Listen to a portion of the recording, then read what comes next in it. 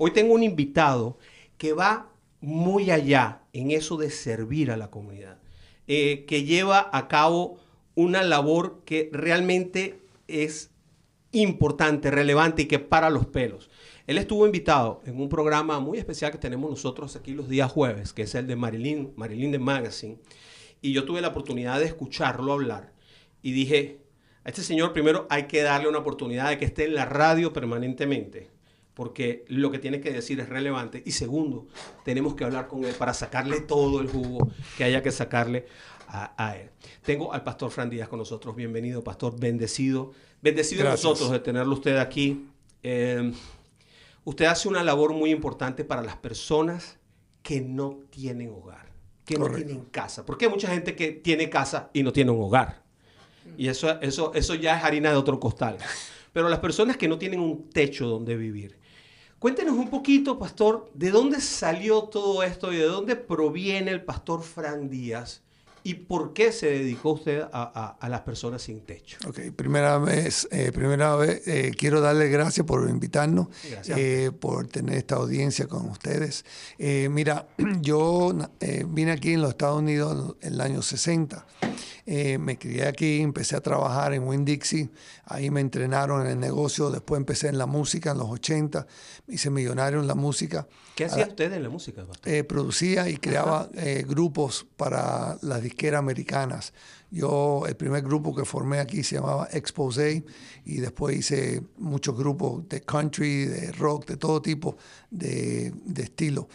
Pero a la misma vez que estaba triunfando en la música, estaba bebiendo y consumiendo drogas, y eso me empezó a afectar. Terminé un alcohólico, pero seguía tratando de hacer las cosas que siempre hacía, pero todo se me caía de las manos, se derretía, ¿no?, delante de mí. Y entonces no sabía por qué me estaba pasando estas cosas. Después empecé a meterme en cosas ilícitas y terminando en prisión. En 2001, cuando salí de prisión, me había convertido a Cristo por segunda vez. Y entonces le dije... Regáleme un segundito. ¿Por segunda vez? ¿Qué quiere decir eso? Bueno, yo acepté a Cristo cuando estaba trabajando en Winn-Dixie. Ok. Pero nunca abría la palabra. Iba a los servicios todos los domingos, pero no abría la palabra, no me incorporaba con la iglesia. Nada más que venía casualmente, oía la prédica y era 1 hora, 2 horas y después salía otra vez. Hay gente que acepta al Señor pero que no lo tiene en su corazón. Correcto. Y eso me pasó conmigo. Yo tenía amor a Dios, pero no tenía esa intimidad con Dios. Una cosa es tener amor y decir, wow, yo amo a Dios, pero realmente si no tiene una intimidad, realmente no es un amor verdadero. Y eso es lo que pasó. Pero ese amor empezó a fluir cuando entré a la prisión, porque el Señor me cerró todas las puertas, me quitó todos los millones, me quitó todo, perdí mi familia, perdí todo. Y entonces estaba desamparado. No tenía... ¿Salió de la cárcel y estaba...? Antes de entrar a la cárcel ya estaba desamparado. Estaba viviendo en una casa abandonada. Y entonces ahí empecé a ponerme peor y peor. Bebía constantemente hasta que entraba en un blackout que no sabía lo que estaba pasando. Y al día siguiente me decían, oye, ¿tú sabes lo que hiciste anoche? Y me daba pena, empezaba a beber más.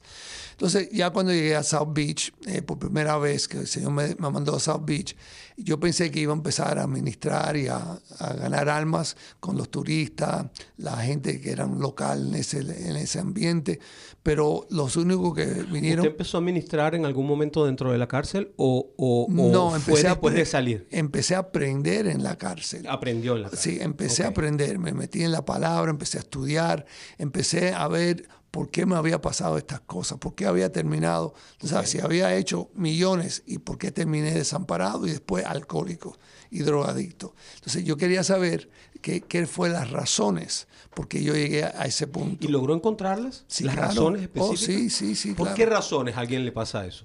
La mayoría de toda la gente que tiene un problema espiritual es causada por una cosa, un divorcio, una separación, un abandono, un rechazo, es un shock. Puede ser de niñez o puede ser de adulto, porque muchas veces la gente experimenta un un divorcio de alguien que se enamoran locamente y entonces la pareja se le va y causa un shock. Y entonces eso rompe el interior de la persona. Dice la palabra que nosotros somos una carne. Cuando nos unimos a la pareja nos convertimos en una carne. Entonces si esas dos carnes se rompen o se alejan bruscamente, entonces hay un dolor que se produce, pero un dolor que no se ve porque es espiritual y daña el alma, el corazón y la mente. Y entonces lo único que te puede ayudar es desarrollar tu espíritu. Y aprendí eso a través de leyendo y estudiando la Biblia. Entonces llegó a South Beach. Llegué a South Beach con un conocimiento de la palabra, ¿sabes? No era completo como lo tengo ahora, pero era algo para empezarme. Y entonces yo pensé, porque el Señor me dijo que le tenía que servir. Digo, bueno, yo voy a empezar a servir a toda la gente que encuentro en la playa. Pero los únicos que venían eran los desamparados. Y era desamparado tras desamparado, hasta que empezaron a venir hasta 75 por cada evento que venía yo todos los sábados. Y entonces me dice el Señor, yo quiero que tú los sirvas. Y yo le digo, bueno, ok, pero de adentro de mí yo decía, yo odio a los desamparados. Esta gente son apestosos, son alcohólicos, yo no tengo nada que ver con ellos. Todavía tenía orgullo. ¿Y no te sentías parte de ellos por haber sido parte de ellos en algún momento, por haber sido uno más? Fíjate que no. No sentía que era parte, o aunque había experimentado eso. Ajá. Yo me sentía que yo era mejor que ellos. Y el Señor me tuvo que enseñar que no era mejor que ellos. Me humilló. Me hizo bien humilde. Me empezó a quitar aún las poquitas cosas que tenía, me empezó a quitar más. Y entonces empecé a sentir una necesidad. Empecé a sentirme como había sentido cuando estaba desamparado.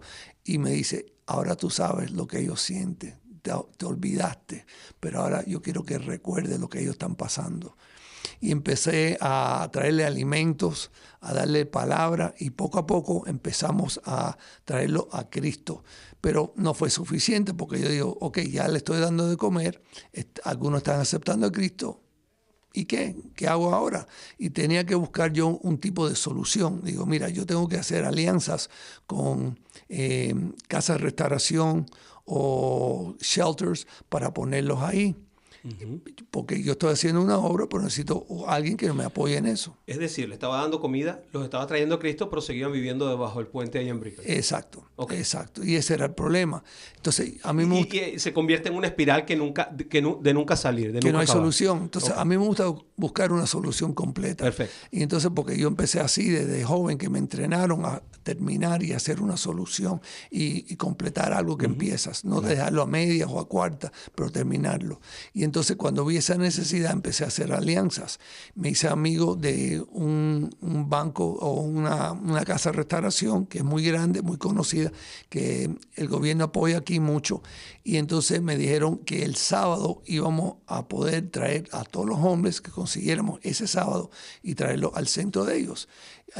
Hablamos por un mes, nos pusimos un acuerdo, todo estaba bien. Ese sábado nadie me contestaba la llamada. Y resulta que cuando usé otro teléfono de otra amistad y me contestaron la llamada. Y le dije, oye, tengo aquí a las 5 personas que quieren entrar al programa. Y dice, lo siento, Frank, lo que vamos a tener que hacer es esperar para el lunes. Y digo, yo no puedo esperar para el lunes, lo tengo en el van, lo acabo de sacar de la calle, yo no tengo lugar para ponerlo. Y dice, bueno, lo siento, pues no podemos hasta el lunes. Y me colgaron. Y yo digo, wow, ¿y ahora qué? Entonces el muchacho que estaba conmigo tenía un fourplex, cuatro apartamentos.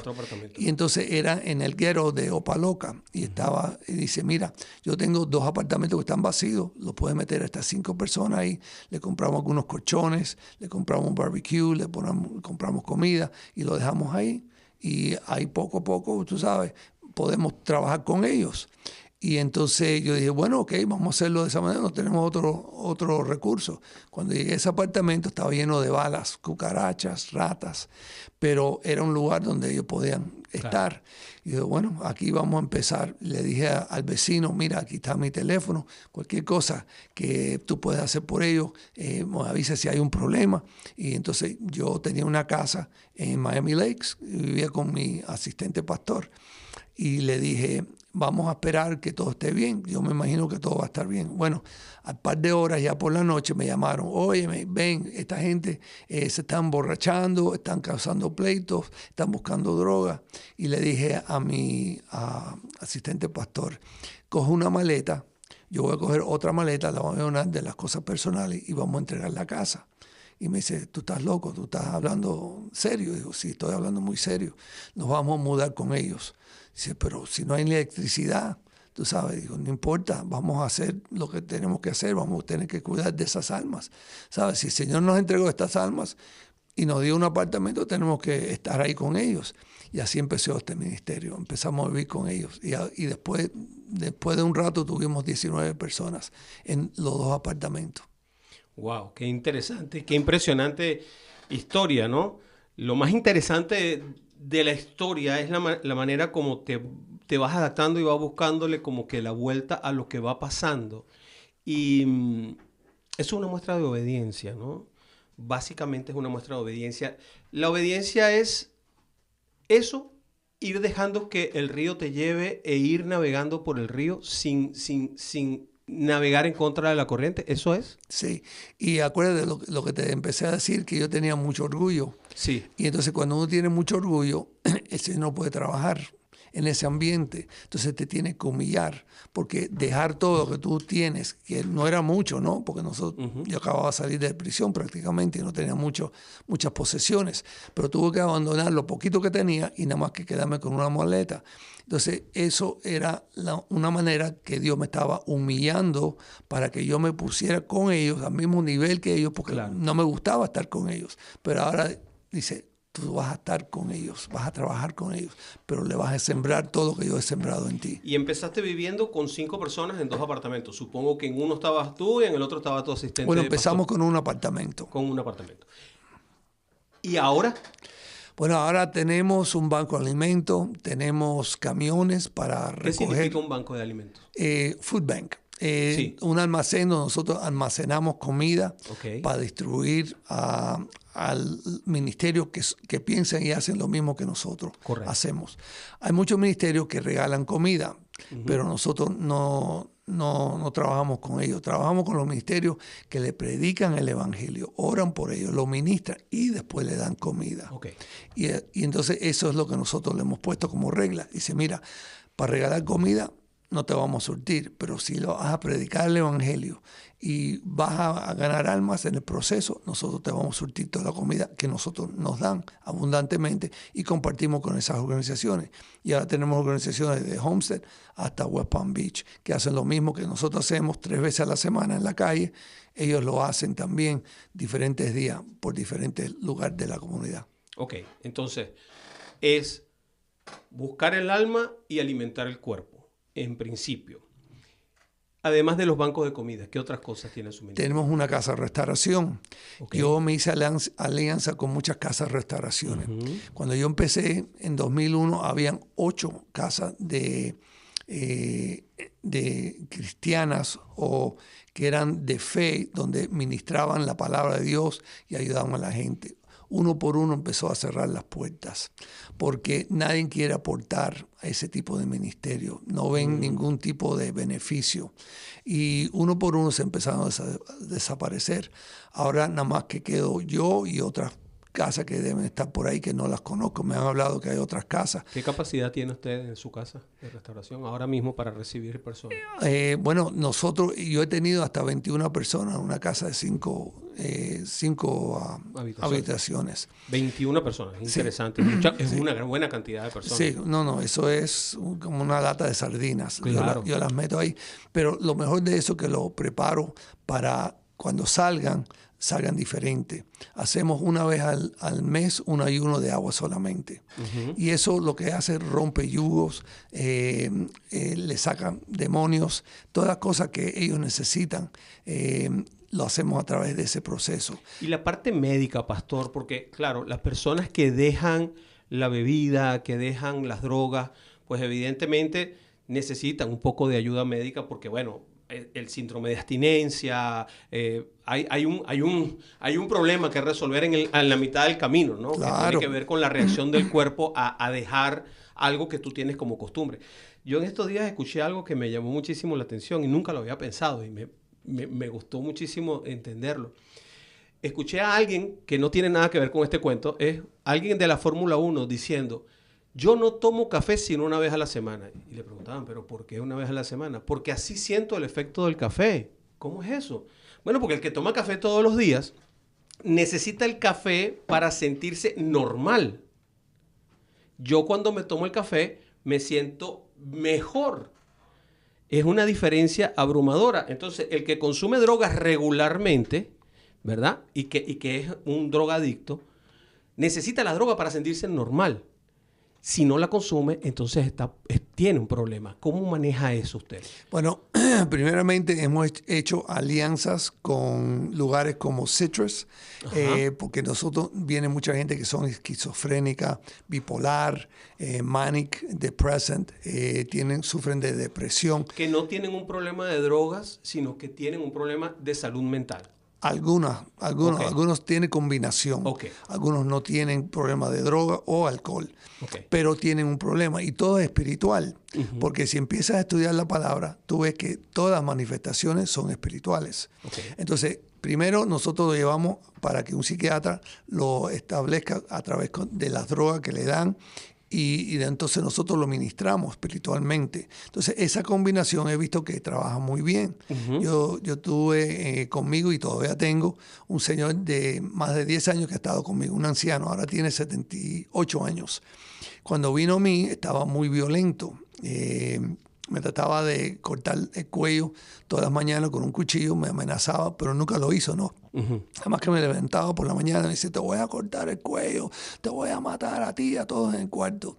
Y entonces, como yo había estudiado la palabra, yo sabía a quién me estaba hablando. Y dice, mira, Satanás, tú no tienes derecho a matar a nadie. Así que acuéstate, te ordeno acostarte y duerme y deja a todo el mundo en paz. Y yo veía que el viejito se iba a la casa, al cuarto, a acostarse.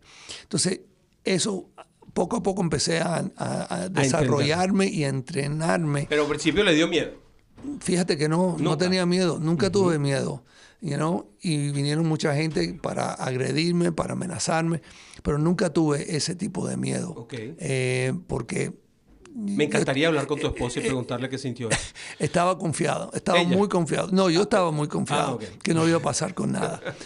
Pero ahí le echamos ganas y vi poco a poco como a través de las drogas que le daban los psiquiatras, y entonces nosotros ministrándolo espiritualmente, cómo empezó a trabajar y a cambiar. Yo vi cambios cada 3 meses, cada 6 meses y cada 9 meses y cada año. Después de un año, una cosa dramática había ocurrido. Es más, ahora tengo un grupo que están conmigo más o menos 7 meses y toda la gente del ministerio viene corriendo y me dice, oye, ¿cómo han cambiado? Digo, sí, este es el 7º mes. ¿Ha pasado esta circunstancia de que el que ha estado contigo como necesitado ha terminado sirviendo a tu lado? Sí. Como mucha gente que vinieron del exterior, que vienen por la frontera, todos me decían, no, yo no necesito nomás que un trabajo, yo no quiero estar aquí 1 año y medio, no quiero hacer... Y digo, mira, escúchame, yo te voy a entrenar como me entrenaron a mí los americanos. Yo te voy a sembrar todo lo que yo aprendí para tener una carrera bien establecida. Entonces, yo te voy a entrenar con mucha disciplina, pero todo es para tu bien, porque tú vienes con tus mañas de Centroamérica, de Suramérica, tú piensas que te vas a comer América y no es así, porque aquí el americano tiene otro estilo de vida y estilo de trabajar. Tú sabes, aquí buscan excelencia, que se está perdiendo ahora en los Estados Unidos. Claro. Se está perdiendo por todos lados. Este COVID tuvo mucho que ver con eso, porque la gente se puso floja y vago y nadie quiere nada. O sea, no quieren trabajar por eso, ahora quieren que se lo den todo gratis. Entonces, mucha gente que venía me decían lo mismo, no, yo no quiero estar mucho tiempo. Aquellos que venían, que no tenían problemas de alcohol y adicción, digo, quédate conmigo 6 meses. Si en 6 meses el Señor no te ha cambiado radicalmente, tú sabes, y no ves que estás cambiando a la misma vez, entonces vete, pero vas a ver, después de 3 meses, los que estaban flojos, que no querían disciplina, que no querían saber nada de Cristo, se iban. Pero los que se quedaban más de 6 meses. Me decían, Pastor Frank, yo nunca pensé que iba a estudiar la palabra, abrir la palabra todos los días para recibir algo de Dios. Ahora tengo intimidad con Dios, que nunca lo he tenido. Y entonces ahora ellos están ministrando a su familia, lo están llamando a sus países, lo están ganando para Cristo, le están hablando de la palabra y muchos están cambiando. Entonces vemos el efecto de la palabra con el amor de Cristo, cómo cambia el ser humano. Y se ve definitivamente en la manera práctica. Mientras que la modernidad está invadiendo el centro económico de Miami y vemos cada día más edificios en los cuales hay apartamentos de más de $1 millón por todas partes. También vemos cómo esas mismas zonas tienen personas durmiendo en la calle, tienen personas abandonadas que están ahí mismo, en ese mismo sitio. Esa gentrificación que está expulsando a las personas de sus hogares está generando cada día más personas en la calle. Ese mismo fentanilo del que tanto se habla está generando cada día más personas en la calle. Y tenemos ángeles, como el Pastor Frank, que está a la disposición para ayudar. Cuando regresemos, Pastor Frank, del corte comercial, me encantaría hablar con usted para saber qué necesita, en qué se puede ayudar y qué puede hacer la gente que nos esté oyendo para colaborar con su ministerio. Ya volvemos aquí en Radio Mundo con la comunidad.